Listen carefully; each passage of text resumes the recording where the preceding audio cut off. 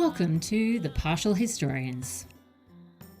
We explore all the details of ancient Rome. Everything from political scandals to love affairs, the battles waged, and when citizens turn against each other. I'm Dr. Rad. And I'm Dr. G. We consider Rome as the Romans saw it, by reading different ancient authors and comparing their accounts. Join us as we trace the journey of Rome from the founding of the city.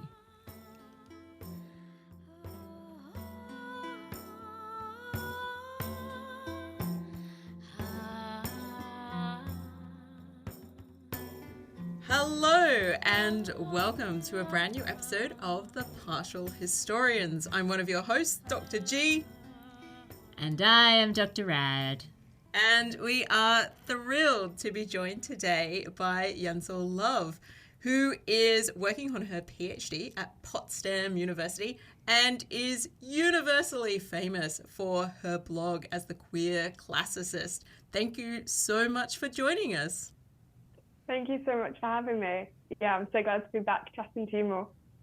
So we're very excited because we're discussing something extremely cool and actually, quite frankly, a little out of our comfort zone today.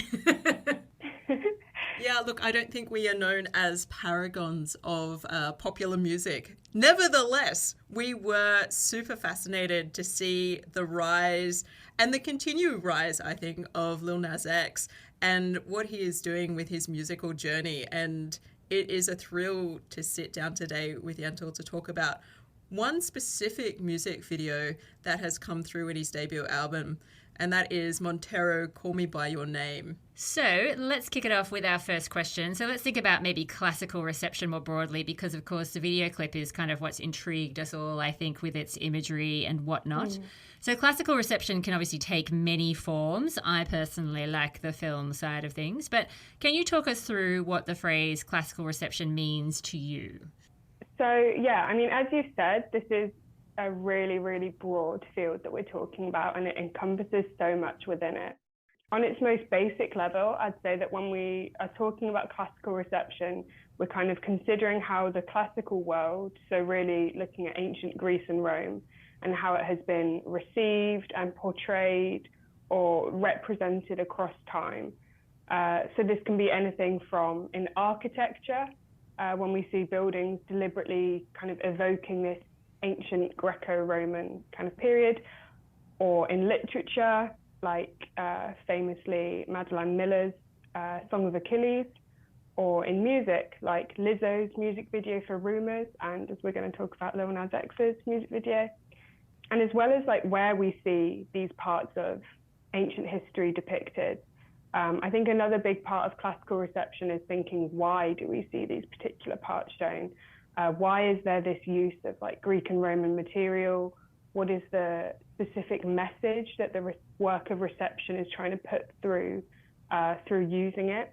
But yeah, the field really is just massively wide. And what I really like about it is I think that all uses of classical reception are equally valid and equally worthy of study. Like a piece of fan fiction about like Mark Antony and Augustus could be discussed in like just as much detail as like the architecture of the Brandenburg Gate in Berlin. All of this is just different types of classical reception. Yeah, there's really a wide array of uses and reuses of ancient imagery. And when we're talking about classical reception, hinting back at particularly Greece and Rome, although I imagine at some point we're also going to see in our lifetimes the interrogation of classical in a more robust way, and I'm looking forward to seeing how that goes. But taking off from where we're starting with like this idea of classical reception in modern culture, for a little bit of context for our listeners out there who spanned all ages and all interests, who is Lil Nas X? Okay, so Lil Nas X is a stage name for Montero Lamar Hill. That he is a Black, queer, American rapper and singer-songwriter. And I think probably he's most famous for his song Old Town Road, but then he released his first studio album, Montero, in 2021. And yeah, the music video we're going to be talking about is from one of the songs on that debut album. Absolutely. I mean, I had never heard of it before. I know everyone's going to be really shocked that I don't follow rap in any, I really stopped listening after Shoop. And so I'm really glad that I had my attention directed towards this music video because it is really fascinating.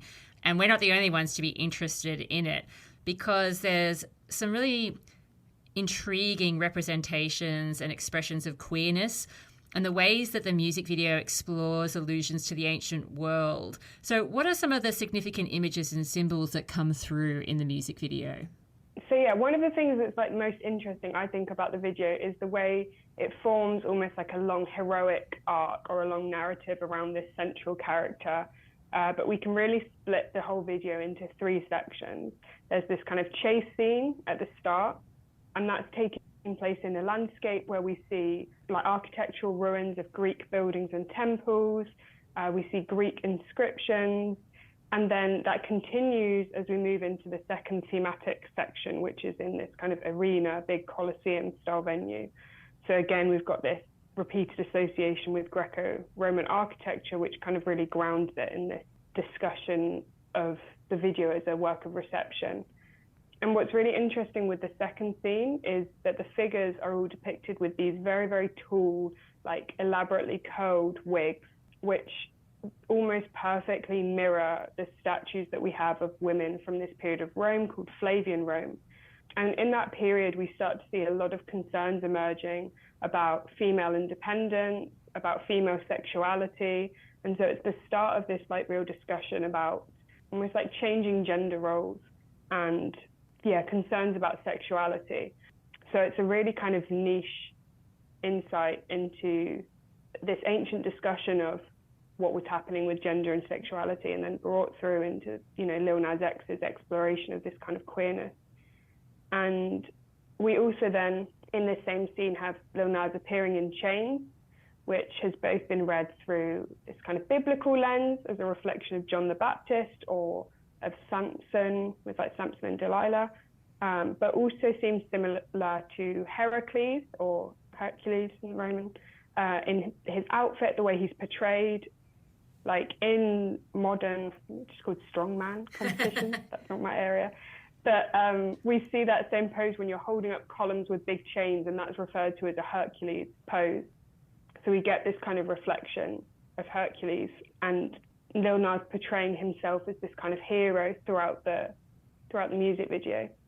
And then again, when the venue changes, he descends into hell or Hades, and we see statues outside the gates, which seem very, very Greek. They're looking like these depictions of Doryphoros, which was sculptor Polykleitos. He was sculpting like the ideal man. And so it's like this spear bearer, and we see them standing outside the gate to hell. And then as he enters, we see statues of Medusa, which again is a kind of image we've seen all throughout this music video. And that in itself has massive ties to both classical mythologies, classical receptions, and also to Black culture. We have a lot of poems by Black and diasporic women where they kind of claim Medusa as a collective ancestor, or they compare the way that Medusa's hair is treated to the way that Black women's hair has been historically shamed and kind of reviled by white Western culture. If you want to read up more on that, poets like Dorothea Smart and Shara McCullum really talk about this and exemplify this in their work. But yeah, so we have these kind of repeated motifs of different areas, the heroic area, the Medusa kind of metaphor and the Medusa symbols, and then also this repeated discussion of like the architecture, the ruined architecture, and throwbacks to specific periods in Roman history. I have to say, I am blown away by how much has actually been packed into this video clip, because it's like less than 3 minutes long. Yeah. It's unbelievable. Literally, when I presented on this topic at a conference in April, I think, and when I was looking through the music video, it was almost like every 2 seconds I was pausing it and being like, taking notes, like, oh, okay, and another thing, oh, and another thing. So yeah, it's just massively, like you said, it's really packed in. And I think it has this amazing capacity to draw on multiple sources at once and sort of enrich itself through its sort of intertextuality. So it's drawing that sort of reference not just to Roman history, not just to the Greek heroic mode, but also those connections between queerness and blackness and how that representation might be filtered through these different types of lenses. I really love the Flavian hair, I have to say. I think that's amazing. And the Flavians have this really tricky period where it's this sort of backlash against the Julio-Claudians and the excesses of that and some of the perceived power plays of women within that former dynasty. And so it's like, how will Flavian women be perceived? And the way that this video sort of touches on that as well and has that sort of callback to that sort of constraint in the feminine that is happening through the way that hair is dressed is really interesting. Yeah, absolutely. So, on that note, not only does Lil Nas X engage in classical allusion visually, but we also get this direct intertextual reference to Plato's Symposium. So there is a tree of knowledge in this video, so there's no way to separate out the classical reception with the Christian reception that is going on here. But this tree of knowledge is a really prominent symbol in the video. And there is this moment where we get this close-up of the tree trunk, and it's inscribed with ancient Greek. And we never get a translation for that in the video. It's just left there for the viewer to ponder on and enjoy. Or if you study ancient Greek, to be like, oh my God, something is happening here. So even though the phrase remains untranslated, it doesn't really take long for the collective world to come together and look at what is being considered here, which is this really particular idea of the division of two parts of man, each desiring his other half. And I'm interested in the significance you read in this intertextual allusion. Yeah, I completely agree with the excitement. When I first saw it, I was like, this is why all of those like hard years of doing ancient Greek, they are worth it for this specific music video. But yeah, this quote is one of my favorite, I think, aspects of the whole video. So it's referencing, as you said, Plato's Symposium, and the specific part that's being quoted comes from this discussion by the character Aristophanes, talking about how early humans were double formed, like two bodies in one, and then when their bodies were split by Zeus, they will always like search for their original half. So if you're a woman that was in a female body, you will search for another woman. If you were a man from a male body, you will search for another man. If you're from a male-female body, you'll be searching for the other gender. So obviously this discussion isn't supposed to be taken literally. They're just swapping stories about ideas that they have about love in this passage. But it forms a really interesting kind of early discussion of the idea of soulmates, but also explaining why different people might be attracted to certain genders. So this quote to me has this really important like dual meaning. Not only the fact that it's untranslated ancient Greek, I think really, like we said before, kind of grounds this as a work of classical reception and grounds the whole piece in this discussion of kind of Greco-Roman antiquity. But it's also this deliberate reference to ancient discussions of sexuality and the ways that ancient people were talking about same-sex attraction, same-sex love, which really establishes this video as this like beautiful queer performance, and also kind of brings up the idea of collective ancestors, or that queer desire has always existed, which I think is very important to be talking about now, especially when we're seeing, there's a lot of homophobic, transphobic legislation going on in lots of different parts of the world, but particularly in America where this video is being produced. And so, yeah, I think it's a really important reference back to the ancient Greek tradition. Yeah, definitely. I think it's giving us an opportunity to think a little bit more deeply about where our attitudes, first of all, spring from, and also just how embedded in the human experience queerness is, and thinking about where people sit in terms of their identity and where they sit in terms of their sexuality has always been a conversation that people are having with each other, and sometimes in a much more structured and, dare I say, polite way than is happening today. Yeah, absolutely. I completely agree.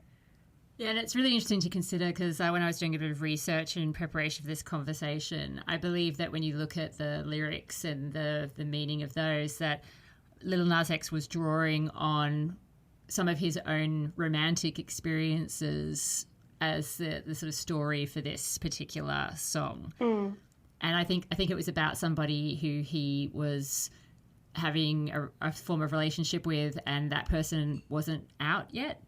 So it is kind of interesting, I think, to consider having that inscription in this video clip with that in mind as well, I guess. Yeah, absolutely. And I mean, like, the kind of one of the repeated kind of refrains in the chorus is like, tell me you love me in private. And so, yeah, I think it's a very interesting kind of divide between the discussion of love, which has been had to be kept private because of potentially someone's in the closet, potentially worried about repercussions, versus this kind of very public discussion of all different types of love that they're having in Plato's Symposium at this dinner party, where they are treating, a different character at one point says, there are two types of love. There's like the common love, which men have for women, and then there's the heavenly love, which men have for other men. And so, we're even saying at times that like this kind of same-sex attraction, same-sex love is like on the highest level here. This is what we should all aspire to in this like wider kind of piece by Plato. And then, to then have that comparison there between this very public discussion and then the tell me you love me in private, like this very secretive kind of way that they're discussing love throughout the lyrics of the music video, I think is a very emotional and very interesting divide that we have. Yeah, I think you're absolutely right. And while you were going into the detail about that, I was also put in mind of the fact that we've got this sort of like layering of this tree of knowledge with the ancient Greek philosophical outlook as well. And so there's this really sort of rich questioning that I think that is brought to the forefront by placing the ancient Greek within that context, because they were of a context, but there is a suggestion over time that symbolism around Christianity has really taken on its own kind of significance. And yet something like this is bringing those two worlds back together and back in conversation with each other, which I think is absolutely fascinating as well.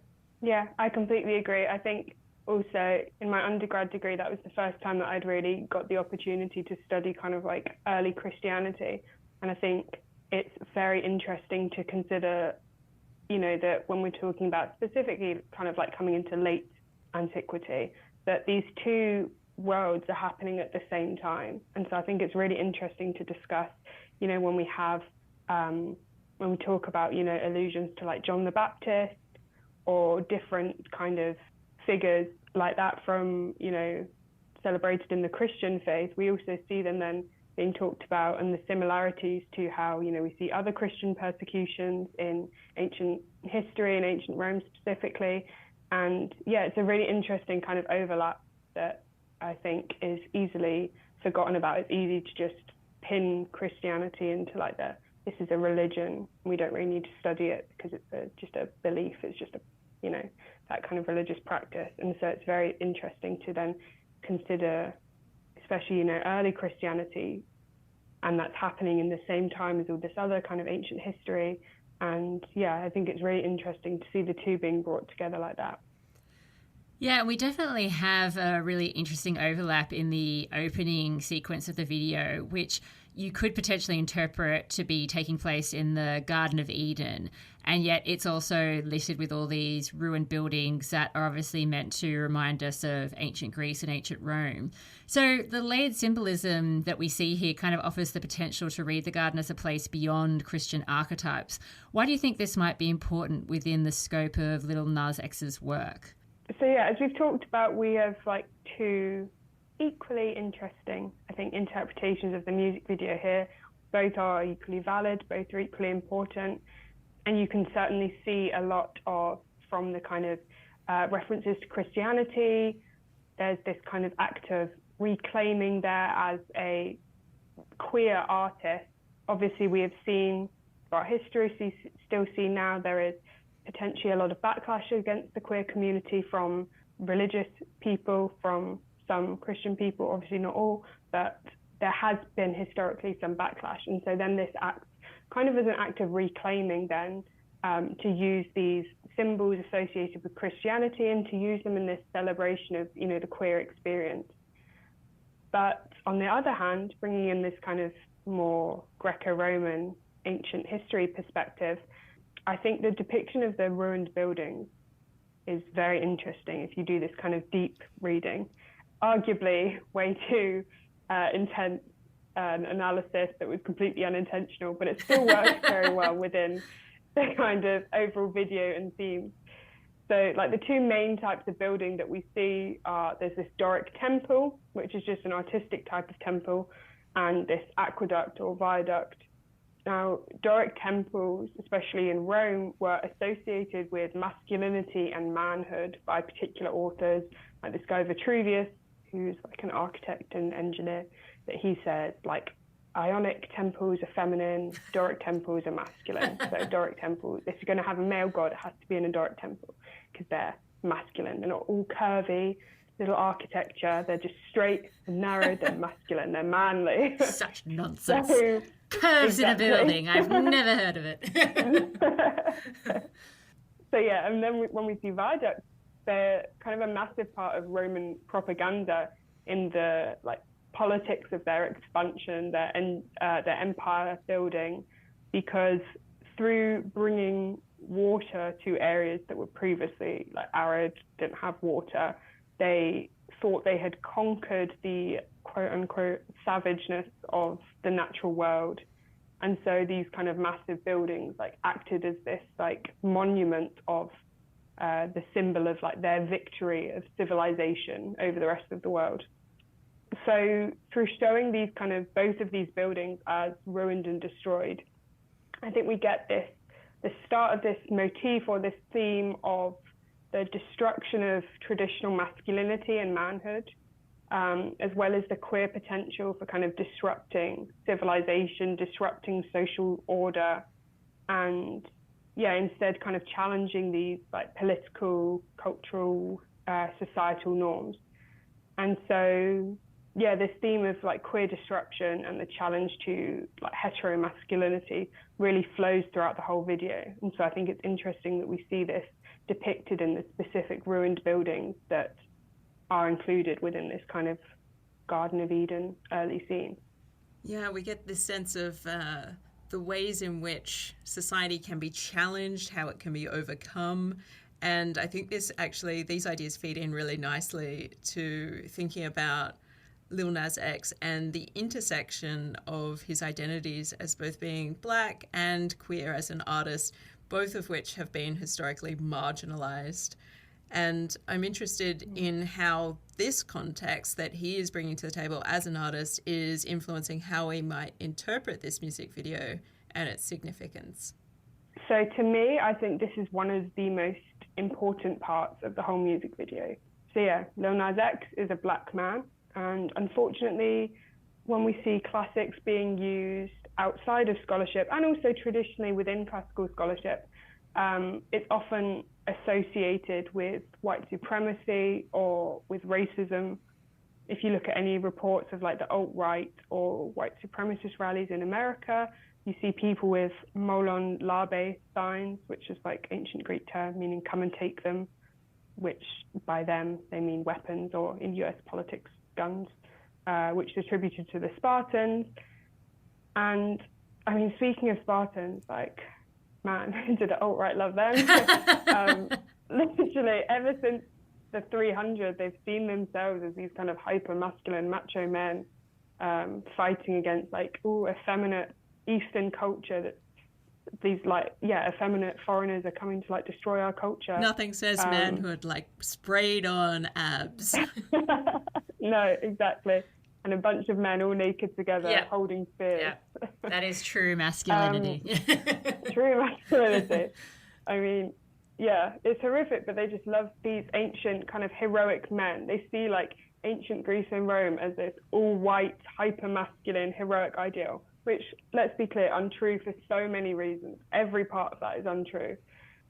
So for Lil Nas X to represent himself kind of as this Heracles figure or this ancient hero, he embodies this ancient heroism as a black man, while he simultaneously also embraces femininity.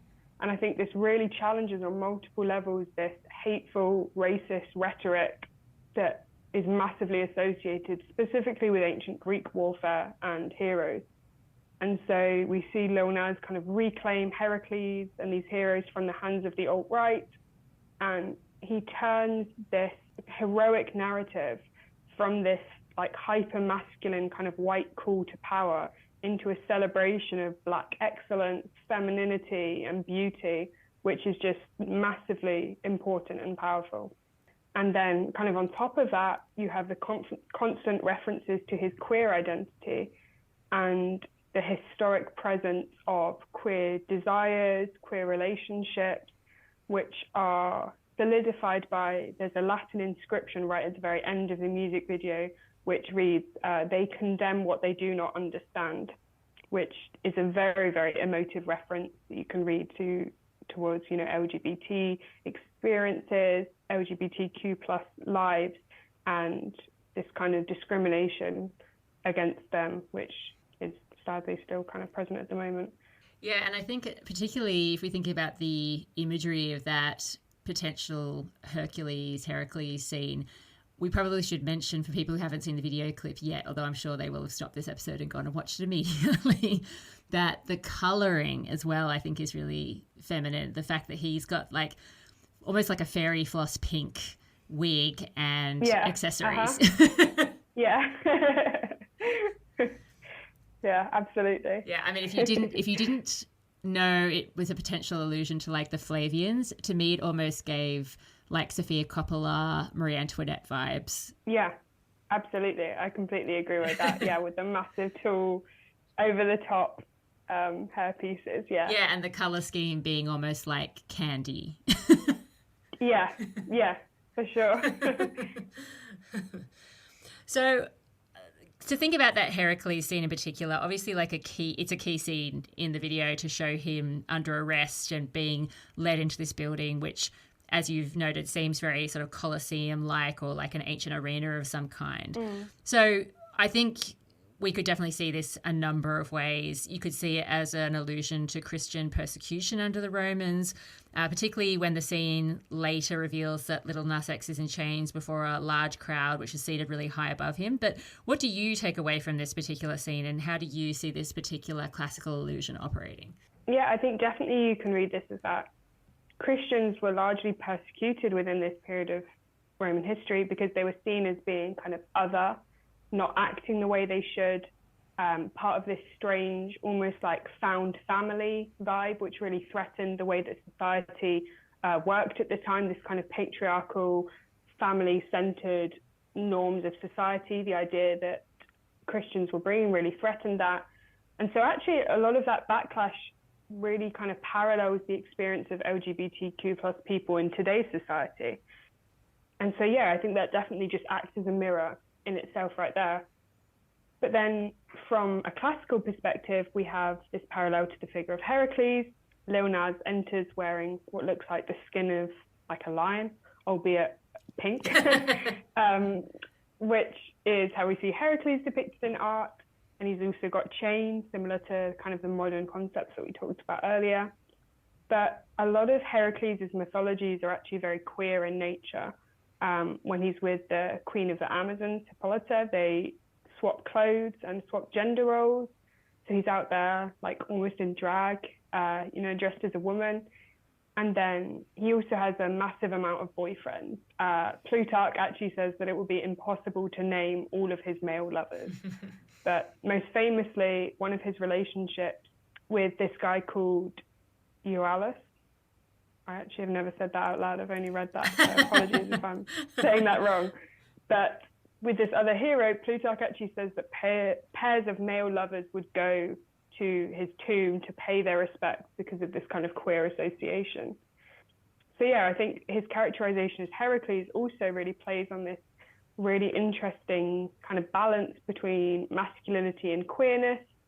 and all of these questions about traditional heteronormative ideas of manhood and how femininity and sexuality can influence and kind of play with these ideas. Yeah, it's so against our modern version of Hercules, I think, because he is this, strong man, Arnold Schwarzenegger type figure. I think it's bizarre to most people who haven't spent much time in sort of the classical world to see him as being queer. I mean, did The Rock play him at one point? I swear there's a film with he did. Dwayne Johnson. So I would love to see that and take into account like these, when he goes to the Amazon, see him in this little dress, just like doing all the women's jobs and like not being annoyed at it. He doesn't seem fussed, he just gets on with it. I think The Rock would be up for that. I think he would be. I think he's up for that. Yeah. If he listens to your podcast. Oh, he definitely does. I'm sure he does, yeah. He'll get in contact. That's where he got the idea for the movie, naturally. Yeah, obviously. I think this actually draws a parallel as well to the other really famous sort of heroic figure from the Greek side of things, which is Achilles, because he also has these moments where he hides at certain points amongst groups of women, takes on the dress of women, and is also reputed to be very close with Patroclus. And that sense of that intense loving relationship between those two men is something that drives the Iliad in many respects. So it's fair to say, I think, that Lil Nas X is drawing upon a really rich tradition of Greek masculinity and the way that intersects really clearly and boldly with queer identity. Yeah, absolutely. And I think in a way that doesn't necessarily translate to how people might view this kind of heroic, hyper-masculine man in the modern day. And I think it's a really important and interesting kind of drawback because, so many of these kind of heroes have these queer storylines behind them. And yes, I think it's really powerful and also a challenge to the idea that when we think of like a super masculine man, we think, must have like loads of women or must be, has to be straight. And so I think it's a really interesting challenge to be like, well, look, all of these, heroes from Greek myth that are really also held up as being like, these are like the best, the strongest, most manly macho men. And so to say, actually, there wasn't this supposed incompatibility between queerness and femininity and also being a very strong, very powerful man. So I think it's a really important discussion. I mean, they're sex gods, but they're sex gods for all. Exactly. It actually does make you think when you unpick all of these examples and all of these, ways of interpreting the classical world that the alt-right throw around, it does make you sort of wonder, like, have you studied the classical world at all? Exactly. Before you started using this so-called evidence? Yeah. Well, it's even like with the Molon Labe signs, like come and take them. They seem to like conveniently forget that the Persians did indeed take them. The Persians very successfully defeated. So it's like where you just, I mean, obviously they've done little to no research whatsoever. No research. I feel like they've just missed all of the good bits. Guys, the Spartans lost. Yeah. And you can love whoever you want. It's okay. Yeah, don't worry. It's fine. Yeah, God, you just look into Spartan marital practices and you're like, talk about complicated relationships between... Yeah, exactly. Exactly. Yeah. And a slight difference between ancient Spartan weaponry and semi-automatic weapons. Yeah. Yeah. Just a little. Just a tad. Yeah. Well, but, getting back to the subject at hand. So in the third section of this video clip that you've mentioned, we have this descent to hell. And it appears to be initially an extension of the arena. If anything, it's here that it becomes really clear that we've got a reference visually to the Colosseum. Because it seems like the Colosseum is operating as a portal to another plane of existence. I'm curious about the sort of commentary you see Lil Nas X making about the ancient world in this sort of transition. Yeah, so it's a really interesting part of the music video. And I think, you can read from that potentially, you know, a lot of people did die in the Colosseum, especially with like Christian persecution. People don't think that, like, historians don't really think the whole like fed to the lions thing really happened as much as we actually, like, it is said that it happened in kind of modern culture. Don't think that really happened as much, but still, you know, people did die here. And so the idea of this being like on the journey to death, really, I think is a really valid kind of way to look at it. But also, I think it's particularly interesting if you consider it as part of this heroic narrative that we've seen happening kind of throughout the music video. So just after the Colosseum scene and before he kind of descends down, we see Lil Nas X kind of ascend to what might be seen as like heaven potentially, or this like paradise. This winged figure appears above him, but he can't make it there, and he falls back down. And we get this very famous, very sexy pole dancing descent into hell. Definitely worth a watch if anyone hasn't seen it already. I only wish I could pole dance like that. If we consider heroes in like the ancient Greek tradition, for example, we have this kind of katabasis, or this descent into hell, forming a massive part of their heroic narratives. We see this again with Heracles, but also with Odysseus, with Theseus, even with Aeneas. So this really emphasizes Lil Nas X's kind of character as being one of these typical Greco-Roman heroes. He's really brought into the ranks of all of the heroes that we've seen before him. And then after, again, this incredible kind of lap dance to the devil scene, we see Lil Nas X defeat the ruler of hell, or of Hades, and he immediately gains, once he's like completed this task, he gains these like wings, these massive wings that he would have needed in order to reach this kind of heaven or paradise that we've just seen earlier. So he's kind of just completed his heroic narrative there, because he's gained what he would have needed to be successful at the start. And so I think this aspect of the video can really be read as, yeah, it's like cementing Lil Nas X's character as a classic Greek hero, completing the same kind of narrative arc, and then bringing with that all of the challenges to the heteronormative, hypermasculine, white supremacist adoption of Greco-Roman heroes that we've discussed earlier. I must admit, as I say, it still boggles my mind how much has been packed into this short video. Do you have any sense, because I mean, I know that, you know, Yentl and Lil Nas X, you guys are as close as people can be. Do you have any sense whether this all came from him, or whether this was part of like a creative team he was working with? I don't know. I've actually tried to look this up because I wanted to see if there was any ancient historian on the team, because I feel like surely there must have been, but I couldn't actually find any of the details. But obviously Lil Nas X listens to your podcast as well. Naturally. All the greats do. If he could get in contact with me and let me know, I'd be very interested. Because, I tried to look this up when I was speaking about this topic at a conference, and I couldn't actually find whether there were historians involved. But I would really like to know. Oh, definitely. And volunteer my services, of course, yeah. for his That's right. later music videos. Absolutely. I'm available. We could all become part of, his advisory team. Yeah, exactly. Yeah, I see that as a very real possibility. Yeah. So. Well, I mean, all he needs to do is listen to this episode and he'll be like, oh my God, they've been wanting me to contact them and I was too shy. Exactly. Get in touch, man. Get in touch. We're out. We're ready. Yeah, send me a tweet. Just as an interesting sort of question, I suppose, to sort of wrap everything up, I suppose that by talking about all the challenges that Lil Nas X is posing to some interpretations of like the classical world and all of that kind of stuff that we've been talking about, it kind of makes the ancient world sound like this queer paradise where anything goes in terms of your sexuality. I was wondering if maybe we could wrap up with maybe a bit of a chat about that, about what we can tell about how people were living their lives and exploring their sexualities in the ancient world. Yeah, so I think by no means we should consider ancient Greece and Rome as kind of this utopian paradise, which is very easy to do if we choose specific sources and we look at specific things.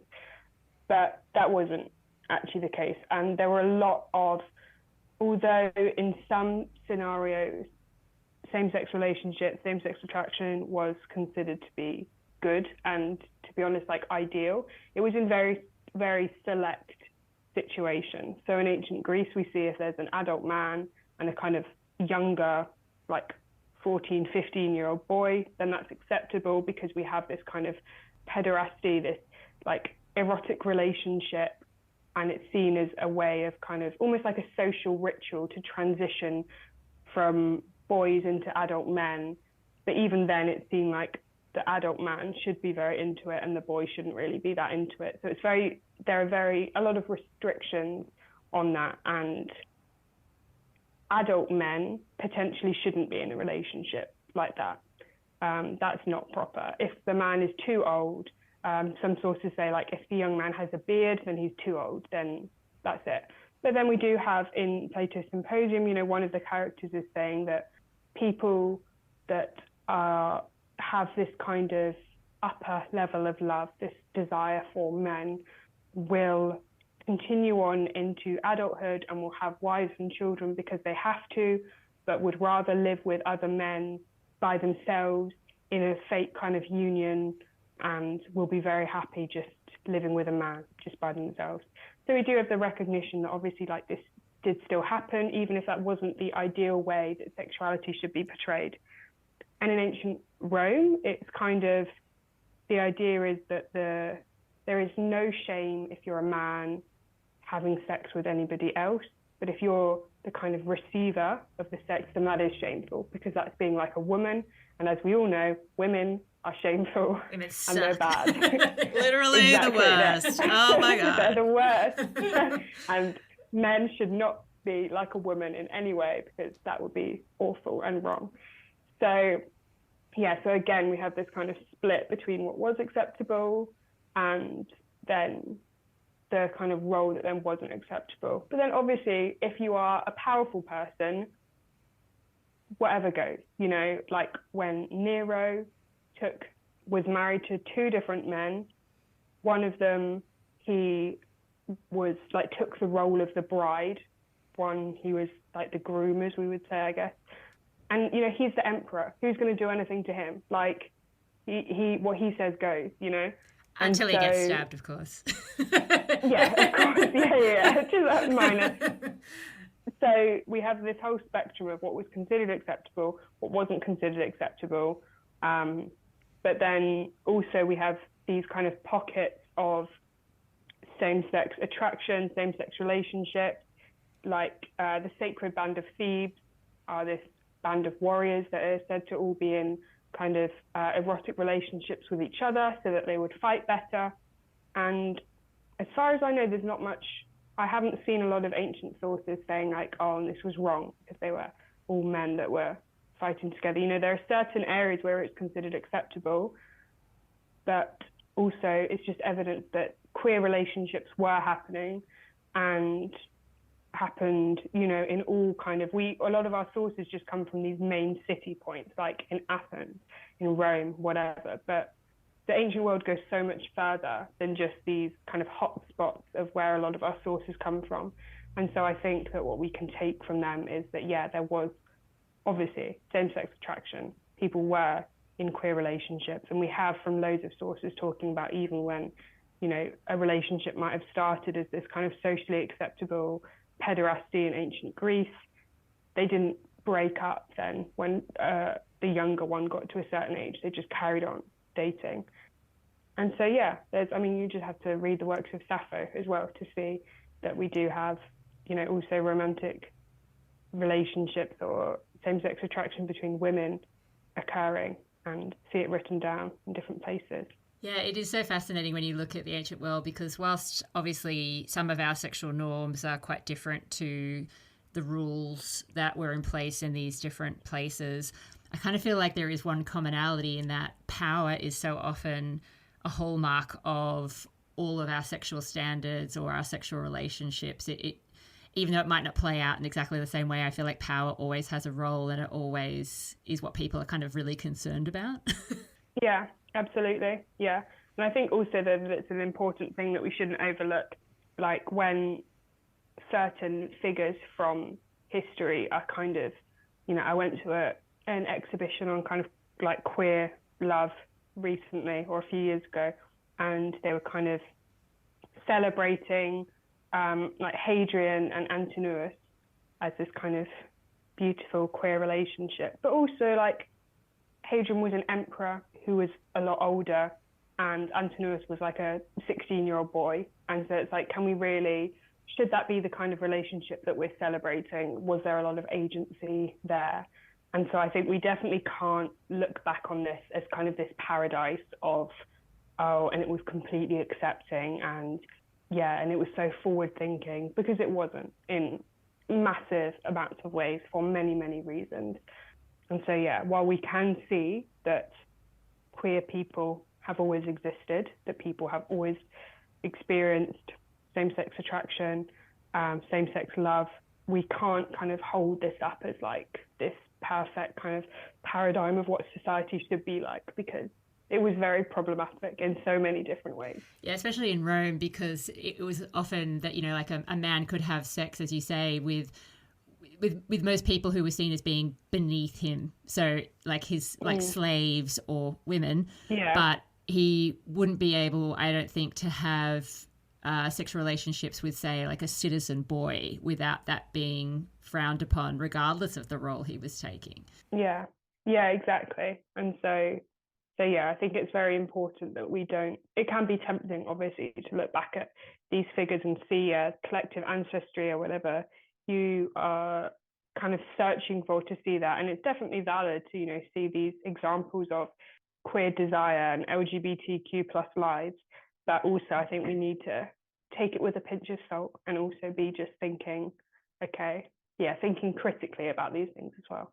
Yeah, there's that sense of there is both the ideas which are central to the way that we understand the world and drawing upon that history to further deepen our understanding and appreciation of humanity in all of its facets, but then keeping note of that critical lens on particular contexts and how these things are embedded in real worlds and the consequences they have for the people who lived in those periods of time. Yeah, absolutely. I couldn't agree more. Yeah, I've been thinking about this a lot recently because obviously with Pride Month there have been so many episodes of podcasts coming out about Oscar Wilde. And I love Oscar Wilde's writing so much. And he obviously studied the classics and he really adored them. And he did talk about, Greek ideals of homosexual love and homosexual relationships and that sort of thing. And it is really tempting to obviously see him as this, tragic persecuted victim, which obviously I think on, so many levels he was a victim of his context and that sort of thing. But one thing I had forgotten was how many of his relationships were with much younger boys, because he was sort of holding up that Greek sort of pederastic ideal in quite a few of his relationships. And it is easy to sort of overlook that kind of aspect of his life as well. Yeah, absolutely. I think, we can't hold up certain figures. I don't know what the equivalent, I've been talking about some in like teaching about like not holding up female figures and saying like don't want to like girl boss them, but I don't know what the equivalent for I think it's boy boss. Boy boss, there's not boy boss these characters as queer heroes, but and just an important thing with pederasty as well, because I think it can link to and be used in like certain aspects of like homophobic rhetoric. Definitely, in ancient Greece also, this age that the boys were when they entered these kind of relationships is the same age that girls were considered ready for marriage. Absolutely. So it wasn't like a specific thing just because it was a same-sex relationship. That was the idea at the time was, okay, by the time someone is around 15, they are ready to have a sexual relationship and they are ready to, like, either if they're a girl to be married, if they're a boy to then begin this transition into becoming a man, and then they will marry when they are older. So I think that's an important thing to remember, that it's not just that this is to do with it, the fact that it was queer or the fact that it was like homoerotic. And I just think that's an important thing to remember. Oh, no, definitely. And in fact, that was something that, again, came out at the time with Oscar Wilde's trials, in that some people were highlighting that everyone was getting in such a tizzy about his relationships with men at the time, but they didn't seem too concerned about the age that women were when they were being, either married off or, maybe forced into sex work or whatever. So yeah, it's funny that there's also that caveat to that particular example as well. Yeah. I think this conversation has gone in so many different directions now. It's really and I think it opens up the conversation in really important ways, because it's like there is a historical through line for us when we think about how we understand ourselves, and also like the contextual differences over time as well that become really those points that you hold on to as well, because it's like, yeah, as you say, there's not necessarily a utopia out there in the past, but there is ways in which we can utilize the ancient world in the way that like Lil Nas X has done in this music video, to think about and to re-question some of the values that are on display in the mainstream today. Yeah, I completely agree. I think the music video just wraps all of this up and really emphasizes the discussions that this can that it can foster about antiquity, sexuality, and also the modern day. Well, hopefully a lot of the people who have been persuaded by the views of the alt-right will be super keen to listen to this episode and check out Lil Nas X's work and sort of see the lies that have been fed about the classical world by looking at this particular song. And I must admit, I felt like my mind was really opened up by looking at this particular example, which I don't think I would have come across if not for your work, Yentl. So thank you so much. I'm glad you enjoyed, yeah. I think everyone should watch the music video. It's a critical piece of art. And I think, as you say, like every time you look at it, you see more in it. Like, I'll admit that like Latin is by far my more preferred ancient language over ancient Greek, and I did not spot the Latin. Yeah, literally every single time I watch it, there's something that I haven't seen before. So I'm like, oh wait, actually maybe that's a reference to this thing, this very niche ancient historical fact. Well, people should definitely check out your blog on this particular music video, because I remember from when I was reading it that there's so many more allusions to episodes in mythology that we haven't even touched on. So, I mean, the snake, we haven't mentioned the snake and Hyacinth. I mean, there's so much more. So please go and check out Yentl's blog. She is the queer classicist. And thank you so much for coming on the show, Yentl. It's been an absolute pleasure. Thank you both for having me. It's been, so much fun to chat to you both.